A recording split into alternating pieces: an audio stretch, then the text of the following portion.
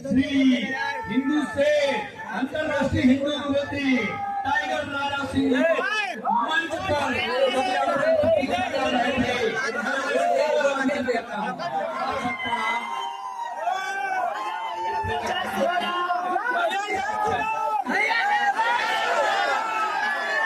भारत माता की, भारत माता की जय श्री राम, जय श्री राम। अभी जितने भी कार्यकर्ता हैं जी भैया, उनसे एक ही निवेदन है, शांति पूर्वक इतना समय दिया है ना, और एक 40 मिनट शांत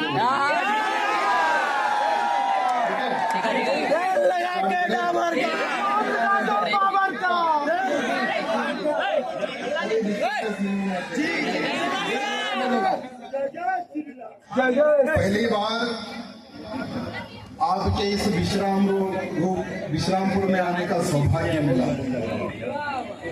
हमारे विशाल जी,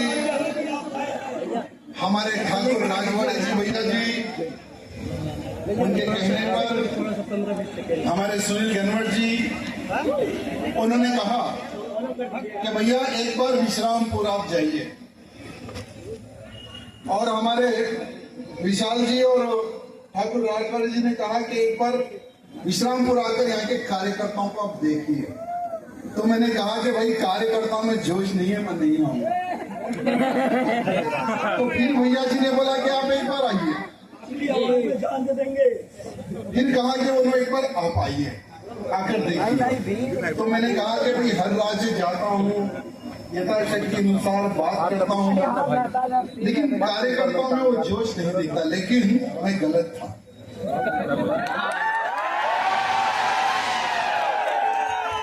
जो जोश हमारे इन नौजवानों में दिख रहा है ना, मुझे आज गर्व हो रहा है और सीना चौड़ा हो रहा है। मित्रों, एक बात ध्यान रखना, जोश में होश खो नहीं बैठना। एक बात ध्यान रखना कि जितने साल हमने बिता दिए, जितने साल बिता दिए, अब आने का जो साल है ना, जो संघर्ष वाला साल रहेगा, आने वाला समय युद्ध का काल है। ये बात ध्यान रखकर आपको हम जो बताए वो सुनना है और समझना है, उस पर कार्य करना है। मेरे मित्रों, मंच पर उपस्थित हमारे मंत्री जी, सांसद जी, विधायक जी, हमारे साधु संत, विश्व हिंदू परिषद के अधिकारीगण, बजरंग दल के अधिकारीगण, इन सब लोगों का एक उद्देश्य है। मेरे मित्रों, यहाँ कार्यक्रम में आए हुए सभी नौजवानों को देश, समाज और धर्म के लिए तैयार करें, यही इनका उद्देश्य है। मेरे मित्रों, आज मेरे सामने पगड़ी बांधे हुए हमारा एक सिख भाई दिख रहा है। मेरे सामने हमारा सिख भाई दिख रहा है। मेरे मित्रों, हमारे गुरु गोविंद सिंह जी ने हमारी रक्षा के लिए 4 बच्चों को वार दिया। मेरे मित्रों, गुरु गोविंद सिंह जी के पिताजी तेग बहादुर सिंह जी ने हम हिंदुओं की लाज बचाने के लिए अपना सर कटवाया है। मेरे हिंदुओं, आज हमें उन महापुरुषों को याद करने की आवश्यकता है, जिन्होंने तुम्हारे लिए अपने प्राण त्यागे हैं। मेरे मित्रों, हमें उन देशभक्तों को याद करना है, जिनकी सोच थी कि मेरा भारत देश आजाद हो, मेरे भारत देश में आजादी के बाद में जो युवा पीढ़ी को जन्म लेगी, वो आजादी की सांस ले।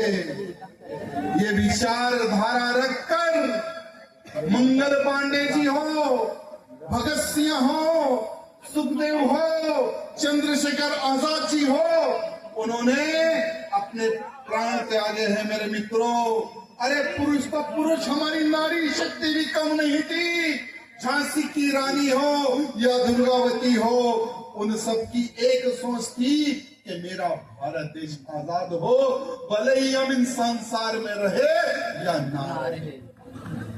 लेकिन उनका जो बलिदान था मेरे मित्रों, क्या उनके बलिदान को हम व्यर्थ जाने देंगे? नहीं देंगे, बिल्कुल नहीं देंगे। वो समय पर औरंगजेब था, वो समय पर बाबर भी था, अरे वो समय पर अफजल खान था, अरे वो समय पर कईयों देशद्रोही धर्मद्रोही भी थे। लेकिन वो समय पर भी माथे पर तिलक लगाकर, भगवा हाथ में लेकर अपने प्राणों का बलिदान दिया। उन्होंने ही नहीं डरा मेरे मित्रों। लेकिन आज इस पवित्र कांवड़ यात्रा के संदर्भ में मैं मेरे सभी मित्रों से, नौजवानों से हाथ जोड़कर निवेदन करता हूं कि समय की मांग है, शस्त्र विद्या सीखना स्टार्ट करें। शस्त्र विद्या लेना स्टार्ट कर दो। अरे जो लड़ेगा वो ही जिंदा रहेगा, जो नहीं लड़ेगा वो मारा जाएगा। आज इस पवित्र कांवड़ यात्रा में इतनी बड़ी संख्या में मेरे नौजवान और मेरी माताएं बहनें पधारी है। आपको पता है कि श्रावण मास में ही कांवड़ यात्रा क्यों निकाली जाती है? अरे युद्ध कल भी होता था, युद्ध आज भी होता था, युद्ध भगवानों के समय पर भी होता था। अरे वो समय पर राक्षसों में और भगवानों में युद्ध हो रहा था। लेकिन युद्ध से पहले समुद्र मंथन करने की योजना बनी। समुद्र मंथन में जो पहली चीज निकलेगी वो भगवान के हिस्से में आएगी। ये प्लानिंग हो गई, ये बातचीत हो गई। शांत हो जाओ मेरे लाल, लास्ट में बोल। अरे जब समुद्र मंथन चल रहा था तो पहली चीज निकलने वाले विष थी मेरे मित्रों। तो सभी भगवान डर गए कि इस विष को कौन पिएगा, जो पिएगा वो खत्म हो जाएगा। उतना भयंकर विष समुद्र मंथन से निकल गया। तो क्या करे, सभी देवतागण मिलकर हमारे भोले जी के पास चले गए। हमारे भोले जी के पास जाकर भोले जी को कहने लगे कि हे भोलेनाथ, इस विष को आप ग्रहण कीजिए, इस विष को आप पी लीजिए। तो हमारे भोलेनाथ तो भोले ही थे। भोलेनाथ जी ने बिना सोचे समझे कहा कि हाँ हम विष पी लेंगे। भोलेनाथ ने विष को पिया, लेकिन कंठ में उसको रोक दिया, क्योंकि पार्वती माता जी का कहना था। पार्वती माता की आज्ञा से भोलेनाथ ने विष को कंठ में रोक लिया। विष पीने के बाद में सभी देवतागण ने उस विष के प्रभाव को कम होने के लिए सभी पवित्र नदियों का जल से अभिषेक हमारे भोलेनाथ का किया मेरे मित्रों। तभी से ये कांवड़ यात्रा प्रारंभ हुई। सभी भक्त लोग पवित्र जल को लेकर, कांवड़िया लेकर आगे बढ़ते हैं और भगवान शंकर जी के ऊपर पवित्र जल को अर्पित करते हैं और प्रार्थना करते हैं भगवान से कि हे भगवान, हमारा परिवार सुख से रहे, हमारा भविष्य बने, ऐसा हमें आशीर्वाद दे। परिवार के लिए सभी लोग प्रार्थना करते हैं ना आज के दिन।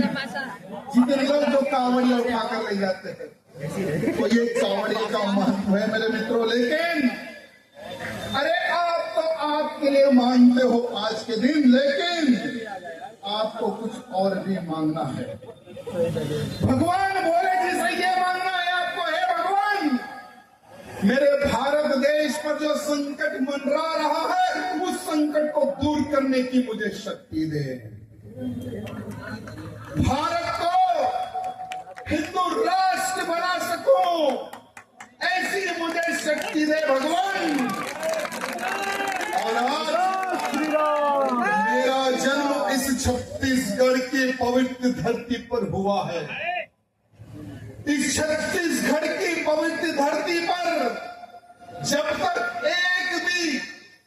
एक आखिरी में जो बसता है ना, जो धर्मांतरण करता है, जब तक उसको उखाड़ ना फेंक दूं, जब तक मैं चैन से ना बैठूं, ये मुझे शक्ति दे भगवान। ये हमें भगवान भोलेनाथ से प्रार्थना करनी है। आज हमारे इस छत्तीसगढ़ की पवित्र धरती पर धर्मांतरण का जाल किस प्रकार से फैलते जा रहा है, मुझे बोलने की आवश्यकता नहीं है। छत्तीसगढ़ का हर वो नौजवान जानता।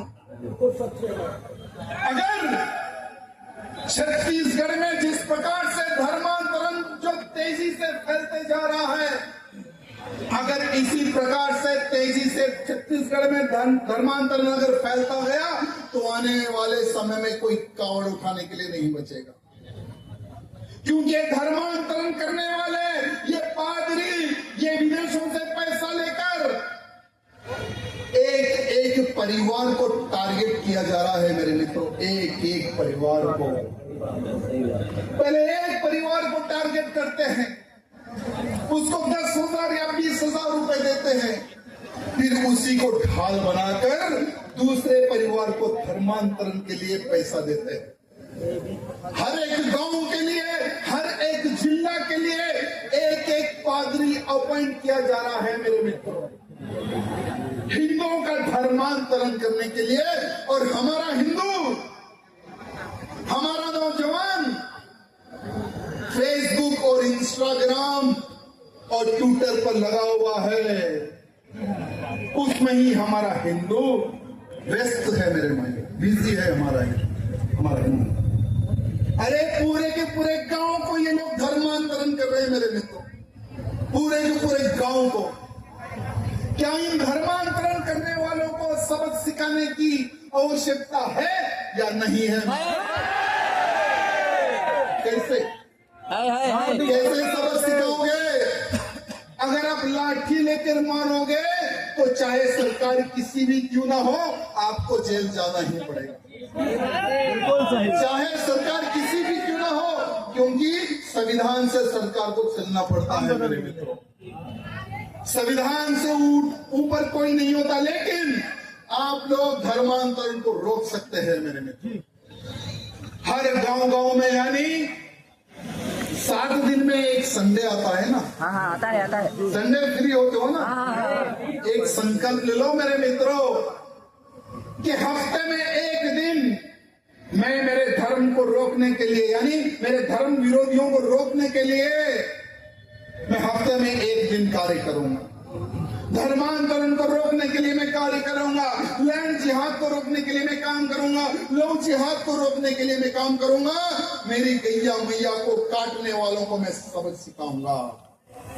हफ्ते में एक दिन या 2 घंटे अगर आप अपना कर्तव्य अगर निभाकर काम करोगे मेरे मित्रों, तो धर्मांतरण को हम रोक सकते हैं। साथ ही साथ चाहे वो किसकी भी सरकार क्यों ना हो मेरे मित्रों, लेकिन एक बात ध्यान रखना, जो भगवे में ताकत है ना, वो किसी में ताकत नहीं। सही बोले।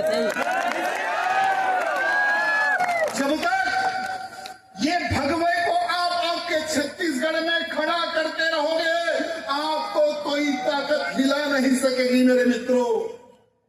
आप सबके सब लोग भाग्यशाली है, क्योंकि यहाँ पर भगवाधारी सरकार है मेरे मित्रों। हाँ, सबके सब भाग्यशाली है। अरे हमारे तेलंगाना राज्य में भगवाधारी सरकार है क्या? नहीं। अरे वो समय पर बीआरएस की सरकार थी, ये समय पर कांग्रेस की सरकार है। अरे वो समय पर भी धर्मांतरण के खिलाफ, लव जिहाद के खिलाफ, गौ हत्या के खिलाफ लड़ाई करते थे, जेल को जाते थे। 3rd डिग्री हमारे ऊपर यूज किया जाता था। मेरी हाथ की अभी भी नसें काट दी गई कि हाँ, अगर ये ऐसे लोग जिंदा रहेंगे तो वातावरण खराब होगा, लॉ एंड ऑर्डर डिस्टर्ब होगा, तो ऐसे लोगों को मार देना चाहिए। जंगल में लगे गए इनकाउंटर करने के लिए, जिसके ऊपर भगवान का आशीर्वाद होता है ना, उसका बाल भी बाका नहीं। इसलिए आप सबके सब लोग भाग्यशाली है, क्योंकि यहाँ पर भगवाधारी सरकार है। भगवे को कभी झुकने नहीं देना, ये मैं आप सबसे हाथ जोड़।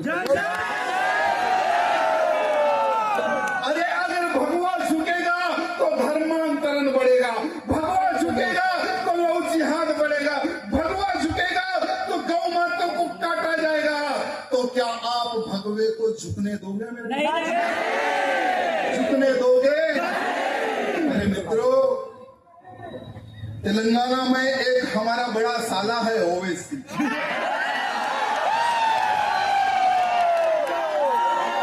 वो क्या कहता है कि हम भारत माता की जय और वंदे मातरम नहीं बोलेंगे। नहीं बोलेंगे भाई। ये एक ओवैसी एक राज्य में नहीं है मेरे मित्र। जैसे मेरा एक मित्र यहाँ पर बार बार एक नारा लगा रहा था, तेल लगाओ डाबर का। वो समय पर एक बाबर था, लेकिन आज हर गली में, हर विधानसभा में, हर राज्य में बाबर की नाजायज औलादे पैदा हो चुकी है। तो क्या हमें छत्रपति शिवाजी महाराज का रूप लेने की आवश्यकता है? अरे वो समय पर बाबर आया था, अरे वो साला खबर में भी चले गया। लेकिन अब जो बाबर को फॉलो करने वाले ओवैसी जैसे हरामी, जो भारत देश का खाकर भारत माँ की जय नहीं बोलने वाले, वंदे मातरम नहीं गाने वाले, क्या ऐसे लोगों को भारत में रहने का अधिकार है? ऐसे लोगों को उखाड़ फेंकने का संकल्प हम सबको लेना है मेरे मित्रों। आज आपके इस शक्तिनगर में, जैसे मैं जब आ रहा था तो कुछ मैंने रिसर्च किया कि एक तरफ धर्मांतरण से हमारे धर्म को सर्वनाश किया जा रहा है, तो दूसरी तरफ लैंड जिहाद के नाम पर हमारे जगहों को कब्जा किया जा रहा है। मेरे आप ही के एक क्षेत्र में, छत्तीसगढ़ के बिलासपुर में प्रधानमंत्री अटल आवास योजना के तहत में लगभग 355 मकान गरीबों को देने के लिए सरकार ने योजना बनाई। जी सर। उसमें से लगभग 60 मकानों पर यानी इन लोगों ने कब्जा कर लिया, जिसमें इन्होंने एक मस्जिद भी बनवाई। लेकिन मैं धन्यवाद प्रकट करता हूं हमारे हिंदुवादी संगठनों को, जिन्होंने जब उन मकान पर धावा बोला, बुलडोजर। चौंकाने वाली बात सामने आई मेरे मित्रों, चौंकाने वाली बात सामने आई कि लगभग 400 से अधिक हमारी हिंदू बहन बेटियों की तस्वीरें इनके घरों में मिलती है। किसकी तस्वीरें? हिंदू बहन बेटियों की तस्वीरें मिलती है, और उन फोटों के पीछे क्रॉस लगा हुआ होता है, मार्क डाला होता है। यानी इनका क्या टारगेट था? मतलब मारना नहीं, क्या टारगेट था इनका? हमारी हिंदू बहन बेटियों को टारगेट कर कर लव जिहाद करना, धर्मांतरण करना ही इनका टारगेट। मित्रों, मैं हमारे मुख्यमंत्री जी से निवेदन करता हूं कि इसकी सीबीआई इंक्वायरी होनी चाहिए। बिल्कुल होनी चाहिए कि ये कौन थे, इनके पीछे और कितने लोग हैं, और इनका क्या उद्देश्य था, और ऐसी कितनी हमारी बहन बेटियों को इन्होंने फंसाया है। मित्रों, लव जिहाद सिर्फ एक राज्य में नहीं है। लव जिहाद का जो ऑर्गेनाइजेशन है ना, ये सिमी नामक एक आतंकी ऑर्गेनाइजेशन जो कि केरला में स्थापित हुआ। सरकार ने सिमी को बैन किया, आतंकी संगठन था। वो आतंकी संगठन का सोच एक ही थी कि गजवा हिंद करना है, भारत को इस्लामिक राष्ट्र बनाना है। यही षड्यंत्र से लव जिहाद नामक ऑर्गेनाइजेशन खोल के हर गांव, हर बस्ती, हर राज्य में इनको काम दिया गया कि हिंदू लड़कियों को फंसाओ, इनको वीडियोग्राफी करो, इनके फोटोस निकालो और उसका धर्म बदलो। अगर ये धर्म नहीं बदलती है तो इसको ब्लैकमेल करो कि तुम्हारा वीडियो फोटो हमारे पास है, हम वायरल कर देंगे। अरे बहुत सारी लड़कियों ने तो सुसाइड कर लिया, बहुत सारी लड़कियां तो उनके चंगुल में फंस गई मेरे मित्रों। और जो लड़की विरोध करती है उसको शब्दावाल कर जैसे 35-35 टुकड़े करके फेंक दिया जा रहा है मेरे मित्रों। सिर्फ एक राज्य नहीं है, हर जगह पर मेरे मित्रों, हर जगह पर इस तरह का षड्यंत्र किया जा रहा है। आपके बिलासपुर में भी 13 साल की नाबालिग लड़की के साथ बलात्कार किया गया, चाहे वो 13 साल की हो या बड़ी महिला हो या बूढ़ी महिला हो। इनको एक ही एक सिखाया गया मेरे मित्रों, हिंदू लड़की का धर्मांतरण करो, बलात्कार करो, नहीं तो इसको मार दो। यही उनको सिखाया गया। हमारे उत्तर प्रदेश के हमारे मुख्यमंत्री बाबा योगी आदित्यनाथ जी ने उनके राज्य में लव जिहाद के खिलाफ, धर्मांतरण के खिलाफ एक बहुत अच्छा कानून बनाने जा रहे हैं मेरे मित्र। जो भी लव जिहाद करेगा उसको उम्र की सजा मिले, ऐसा प्रावधान उत्तर प्रदेश में लाने की विचार है। हमारे ठाकुर भैया जी से मैंने बात की है, हमारे भैया जी ने मुझे बताया कि भाई जो उत्तर प्रदेश में हो रहा है ना, वही हम छत्तीसगढ़ में भी कानून लाने की योजना बना रहे हैं। जो उत्तर प्रदेश का पैटर्न है वही पैटर्न हम छत्तीसगढ़ में भी इम्प्लीमेंट करने वाले हैं। तो मैं हमारे मुख्यमंत्री जी, छत्तीसगढ़ के हमारे मुख्यमंत्री जी को छत्तीसगढ़ की जनता की ओर से, हिंदुओं की ओर से हृदय से धन्यवाद प्रकट करता हूं और हमारे मुख्यमंत्री से निवेदन करना चाहता हूं कि मुख्यमंत्री जी, अगर आप हिंदुत्व की रक्षा के लिए, गाय की रक्षा के लिए, लैंड जिहाद को रोकने के लिए अगर आप एक टास्क फोर्स बनाएंगे ना इनको ठोकने के लिए, तो छत्तीसगढ़ से आपको कोई ताकत हिला नहीं सकेगी। घर बैठे आप चुनाव जीतेंगे, घर बैठे आप मुख्यमंत्री बनेंगे, ये मैं छत्तीसगढ़ के हिंदुओं से आपको वादा करता हूं। हिंदू क्या चाहता है? हिंदू चाहता है हिंदुत्व की रक्षा, हिंदू चाहता है गाय की रक्षा, हिंदू चाहता है लव जिहादियों से हमारी बहन बेटियों को बचाए। हिंदू ये चाहता है, अगर जो हिंदू चाहता है अगर वो हिंदू को मिल जाए तो क्या हिंदू मरते दम तक क्या इस भगवे को झुकने देगा? झुकने देगा मेरे मित्रों? नहीं झुकने देगा मेरे मित्रों। आज मुझे बोलते हुए बड़ा गर्व होता है कि हमारे देश की रक्षा के लिए ऐसे ऐसे महान व्यक्तियों का जन्म हुआ जिनके कारण ही आज हम जिंदा है, जिनके कारण ही आज हम सुरक्षित है मेरे मित्रों। मेरे मित्रों, आज हमारे बड़े भैया इस मंच के माध्यम से बांग्लादेश की बात छेड़ो मित्रों। अरे ये वो बांग्लादेश है 71 में हमारी देन से ही पाकिस्तान के जुल्म से बांग्लादेश अलग हुआ मेरे मित्रों, हमारे लोगों की देन से। अरे वो समय पर 90,000 की पाकिस्तानी सेना ने घुटनों के बल झुककर आत्मसमर्पण किया था, वही दिन है मेरे मित्रों। लेकिन सोचता हूं कि हमने गलती की थी, अगर हम बांग्लादेश को उसके हाल पे छोड़ देते तो ये पाकिस्तानी कुत्ते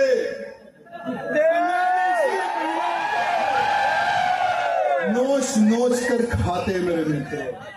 अगर हम बांग्लादेश को उसके हाल पर वो संग पर छोड़ देते तो एक भी बांग्लादेशी जिंदा ना होता मेरे मित्रों। लेकिन आज बांग्लादेश से हमें कुछ सीखने की आवश्यकता है, समझने की आवश्यकता है। हमारे देश का एक आर्मी, एक सैनिक भाई का एक वीडियो देख रहा था मैं। हमारा सैनिक भाई कहता है कि कुछ लोग कह रहे हैं कि जो बंगाल में हुआ, जो बांग्लादेश में हुआ, वो भारत में भी होगा। कैसे होगा भाई? हम जिंदा है। हमारा सैनिक भाई कहता है कि हम खड़े हुए हैं, फिक्र मत करो। मैं उनकी बात का सहमत हूं, समर्थन करता हूं हमारे सैनिक भाई की बात को। लेकिन अरे जो देश के अंदर जो हरामी है, इनके कौन रोकेगा? अरे भारत का खाकर भारत से गद्दारी करने वाले इन हरामियों को कौन रोकेगा? मेरे मित्रों, हमें गर्व है हमारे भारत देश की सेना पर, जो जागते हैं। सैनिक जागते हैं तभी हम सोच सकते हैं मेरे मित्र। सही बात है। हमारे भारत देश की जो आर्मी है, उन्हीं की वजह से देश आज सुरक्षित है। लेकिन हमें उनके लिए आज सोचना है जो बंगाल में 1 करोड़ से अधिक बांग्लादेशी रोहिंग्या घुस कर बैठे हैं मेरे मित्र। हर राज्य में, आपके छत्तीसगढ़ में रोहिंग्या घुस के बैठे हैं मेरे मित्रों। तेलंगाना में रोहिंग्या घुस कर बैठे हैं मेरे मित्रों। मेरे मित्रों, एक बात ध्यान रखो, मैं शस्त्र विद्या की क्यों कहा पता है आपको? मैं वहीं पर आ रहा हूं। अरे हमें गर्व है जो, ठीक है, अगर सीमा के उस पार से कोई दुश्मन आएगा तो उसकी खोपड़ी पे गोली उतरेगी। लेकिन भारत देश में रहकर जो षड्यंत्र ये लोग कर रहे हैं, जहां जहां पर हिंदू कमजोर है, उस क्षेत्र को ये लोग आइडेंटिफाई कर रहे हैं। जहां पर हिंदू कमजोर हैं, उन बस्तियों को साफ करने की ये लोग जो प्लानिंग कर रहे हैं ना, इस प्लानिंग को रोकने के लिए शस्त्र विद्या बहुत जरूरी है मेरे मित्र। लाइसेंस दिलवा दीजिए। और वो हिंदू को आज तलवार विद्या, लड़की विद्या, हो सके तो सरकार के पास एप्लीकेशन लगाओ, गन की ट्रेनिंग भी आपको।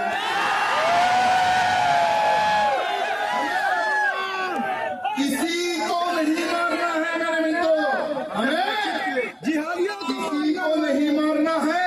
अगर कोई हरामी मेरे परिवार के तरफ आंख उठाए तो उसको छोड़ना भी नहीं। छोड़ना है क्या? छोड़ना है क्या? अरे जो भाई कहते हैं कि जो बांग्लादेश में हुआ वो भारत में होगा, मेरे मित्रों आप ये कहना बंद कर दो। आप ये कहो कि जो बांग्लादेश में तुम लोगों ने जो तांडव किया है, अबे सालों भारत में ये करने की सोच न रखना। क्योंकि भारत का हिंदू हाथ बनकर बैठा हुआ नहीं है। अरे भारत का हिंदू आज हाथ खोलकर खड़ा हुआ है। अगर जिस दिन भी भारत का हिंदू जो जातिवाद में जो बटा हुआ है ना, ऐसा जो हिंदू जातिवाद में जो बटा हुआ है ना, अगर मुट्ठी बांध ले तो ना बांग्लादेशी ना रोहिंग्या कोई भी भारत में साला चुप कर नहीं बैठेगा। मैं हमारे प्रधानमंत्री मोदी जी से निवेदन करता हूं कि जल्द से जल्द भारत देश की सुरक्षा के लिए एनआरसी इंप्लीमेंट करे और ये सारे जितने भी पाकिस्तानी, बांग्लादेशी, रोहिंग्या जो इनके बाप की जागीरें समझकर, अनाथ आश्रम समझकर जो भारत में जो यहाँ वहां छुपे हुए हैं ना, इनको भारत से बाहर भगाए। और ये ममता बनर्जी जैसे और ये बददिमाग राहुल गांधी जैसे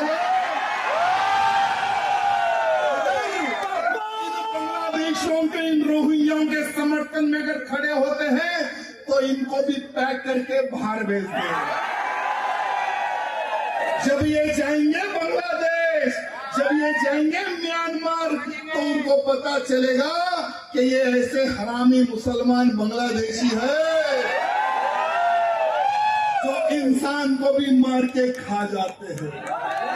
तभी इन राजनेताओं को पता चलेगा कि वहां का हिंदू आज कितनी तकलीफ में बैठा हुआ है। मेरे मित्रों, मैं हमारे मोदी जी से हाथ जोड़कर निवेदन करता हूं कि आज हमारे भारत देश में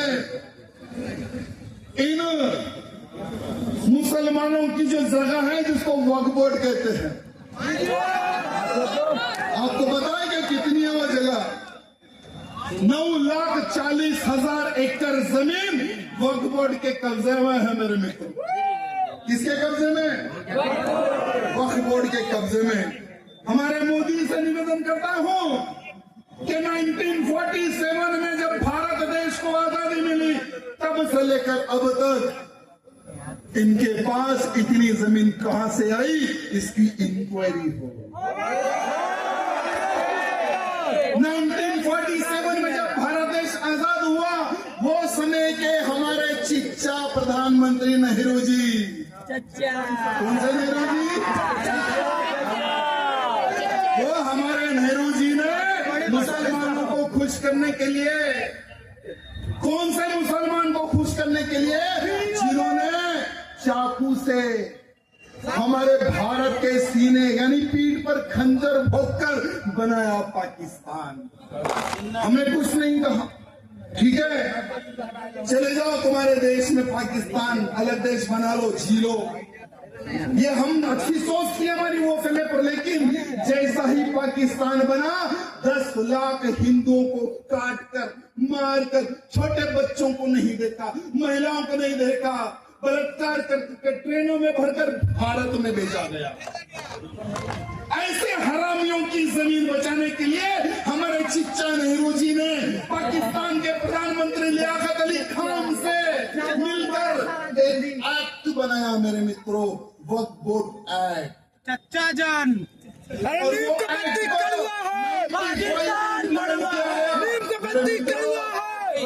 उस एक्ट को इतना मजबूत किया गया कि अगर मेरे सामने दिख रहे हैं जितने भी मकान है ना, अगर कोई वक्फ बोर्ड का मेंबर आ जाए और इस पर अगर नोटिस चपका दे, भले आपके पुरखों की जगह क्यों ना हो, भले आपके साथ पुष्पों की जगह क्यों ना हो, अगर कोई वक्फ बोर्ड का अधिकारी अगर नोटिस चपका दे तो आपको भारत का कोई भी अदालत आपको नहीं बचा सकती, भारत का संविधान आपको नहीं बचा सकता। उतना मजबूत किया गया उस एक्ट को। अरे जब भारत पाकिस्तान अलग हुआ तो इन हरामियों के पास 4 लाख एकड़ जमीन थी, 4 लाख से आज 9,40,000 एकड़ जगह तुम्हारे पास कहां से आई बहन? कहां से आई? इसकी इंक्वायरी होनी चाहिए। साथ ही साथ आज बांग्लादेश में हमारा हिंदू परेशान है। आज बांग्लादेश में हमारे हिंदुओं का नाम पूछ पूछ कर काटा जा रहा है, महिलाओं के साथ बलात्कार किया जा रहा है, छोटे बच्चों को काट दिया जा रहा है, पानी में डुबो दिया जा रहा है, सड़कों पर बलात्कार किया जा रहा है, अरे ब्रिज के ऊपर लटका कर मार दिया जा रहा है। यानी नरसंहार स्टार्ट हो गया। मेरे मित्रों, एक बात ध्यान रखो, जहां जहां पर हिंदू घटता है वहां वहां पर हिंदू कटता है। कश्मीर से भागा हिंदू कट गया, वहां पर बंगाल में कट रहा है हिंदू। मोदी जी, बांग्लादेश के सभी हिंदुओं को भारत में आने दे, बांग्लादेश से सभी हिंदुओं को भारत में आने दे, और ये जो 9,40,000 एकड़ जो इनके बाप की जागीर समझ के जो कब्जा करके बैठे ना, उसी जगह पर प्रधानमंत्री आवास योजना के तहत मकान बना कर दे उन भाइयों को। अरे जब हम 1 करोड़ बांग्लादेशियों को और इन रोहिंग्याओं को फुकट में खाना खिला सकते हैं, तो हमारे बांग्लादेश के हिंदुओं को भी हम पाल सकते हैं। अगर पैसे की कमी है तो हर घर से हिंदू पैसा देगा बांग्लादेश के हिंदुओं को पालने के लिए। नहीं तो अगर ऐसा नहीं होता है तो हमारे भारत देश की सेना को इशारा दे दे कि जाओ बांग्लादेश, जो भी बांग्लादेशी मुसलमान मुर्शद मुल्ला अगर हमारे हिंदुओं के तरफ आंख उठाए उसकी गर्दन काटते भारत देश। आज बांग्लादेश का हिंदू चीख चीख कर कह रहा है हमें कोई बचाए, हमारी बहन बेटियों की इज्जत कोई बचाए। मित्रों, एक बात ध्यान रखो, ये हम दो हमारी दो वाली स्कीम को बंद कर दो। बंद करो। अरे हम दो हमारी दो वाली स्कीम बंद कर दो, नहीं तो आप कहते हो ना कि हम मेजोरिटी में हैं भारत में, आने वाले 20 साल में आप माइनॉरिटी हो जाओगे। एक ग्लोबल इंडिया का एक सर्वे आया, 2000 यानी 1950 से लेकर और 2015 तक कितने हिंदुओं की संख्या बढ़ी है, एक सर्वे आया मेरे मित्रों, तो चौंकाने वाला रिजल्ट सामने आया। हिंदुओं की संख्या 8% घट चुकी है पूरे भारत में। कितनी? 8%। और मुसलमानों की संख्या 43% बढ़ गई है भारत देश में। गूगल में मार लो, यूट्यूब पे मार लो, रिसर्च कर लो। अरे हिंदुओं, आज भी अगर आप जातिवाद को बाजू रखकर ये मेरा देश, ये मेरा धर्म, अगर ये भावना रखकर अगर आप एक नहीं होगे तो यहां से भी भगाए जाओगे, ये बात ध्यान रखो मेरे मित्रों। साथ ही साथ आज इस सभा में जितने भी मेरे मित्रगण यहाँ पर पधारे हैं, हाथ आगे करके एक संकल्प आप सबको लेना है। मैंने आगे कहा तो हमारा भाई ऊपर उठा रहा है। आगे का मतलब होता है एक हाथ हृदय पर और एक हाथ सामने। रेडी है? जो हिंदुत्व का कार्य करना चाहता है वो इस संकल्प ले, नहीं तो चूड़ी पहनकर घर में बैठ जाए। आज से कुछ समय मेरे हिंदुत्व के कार्य के लिए दूंगा। मैं आज से धर्मांतरण के खिलाफ, लव जिहाद के खिलाफ, लैंड जिहाद के खिलाफ, गौ हत्या के खिलाफ आवाज उठाते रहूंगा, लड़ता रहूंगा और जातिवाद को बाजू रखकर हिंदू हित के कार्य के लिए आगे बढ़ूंगा।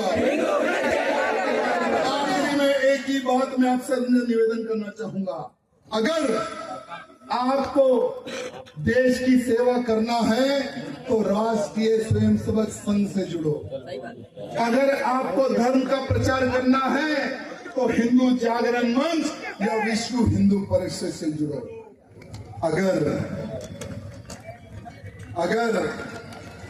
आपको किसी को, हत्यारे को, लव जिहादी को, लैंड जिहादी को अगर ठोकना है तो बजरंग दल से बोलो भारत माता की, भारत माता की। सबसे गड़िया छत्तीसगढ़िया, क्या बोलते हो? सबसे बढ़िया इस नाम को मिटने नहीं देना मेरे मित्रों, इस नाम को मिटने नहीं देना। और जब तक जीवित रहना हिंदुत्व के कार्य पे जीते। कब तक जियोगे तुम लोग? कितने साल जियोगे? अरे नहीं जियोगे 100 साल। 65 to 70, 70 to 80 तक आप राम राम सत्य हो जाओगे। लेकिन मैंने सोचा कि राजा सिंह आज ने तो कल तू भी मरने वाला है, या तेरी उम्र खत्म होगी या न तो साला कोई आतंकी ठोकने वाला है। तो मैंने सोचा कि मरते मरते क्यों ना मैं मेरा कर्तव्य निभा लूं, क्यों ना मेरे के लिए मैं आगे बढ़ जाऊं। तो यही उद्देश्य लेकर आपके इस छत्तीसगढ़िया में मैं बता रहा हूं। बस निवेदन है, संगठन में शक्ति है मेरे मित्रों। बहुत बहुत धन्यवाद। जय श्री राम। फिर मिलेंगे।